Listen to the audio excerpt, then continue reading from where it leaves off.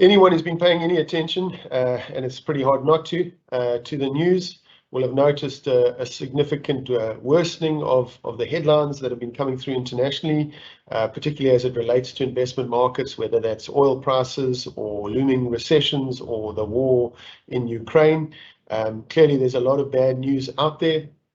And if you happen to look at investment markets and any news around those, you'll notice that those too are reflecting the negative news. So the table that's on your screen really just shows various different markets, from South African shares at the top, various South African asset classes, offshore asset classes, and then we've got a couple of indicators like gold and oil and the currency, and then inflation as measured by CPI. And we're showing performance over the year to date for 2022 to the end of September, and then various periods going back all the way to 20 years. So a lot of data here on the screen, and the first thing you'll notice is that there is a lot of red in the first two columns. And so in the year to date in 1 year, we're seeing some fairly big negative returns. I just want to draw your attention to particularly the dollar returns for the year to date to the end of September, minus 25% from developed markets and emerging markets. And so that's in dollar terms. That doesn't factor the benefit of the rand weakness at the bottom here of 12%, but international investors have been hit particularly hard. South African assets have also suffered, minus 7%, let's call it, in South African shares and bonds.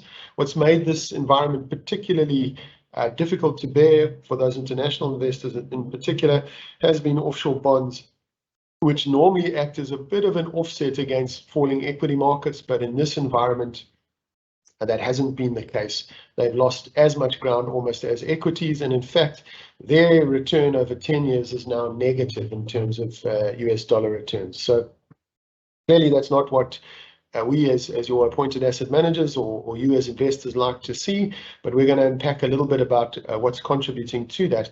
And there's a funny thing about numbers, because if we'd been having this talk a year ago, there'd be hardly any negative on the screen, and these medium term and longer term numbers would be a lot higher.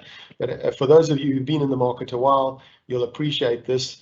Shorter term numbers, particularly when they're this big, can have a big impact on medium and even longer term numbers. So the next slide just really illustrates that. What we've done on the left is we've taken those same asset classes, so South African shares, offshore shares, South African listed property, and then what we call the defensive asset classes, South African money market, bonds, and offshore bonds, and we've measured them over various periods, the short, the medium, and the longer term, versus their long run expectation against inflation. So, for example, South African shares over 100 years have averaged inflation plus 7%. That's pretty much in line with developed and international markets.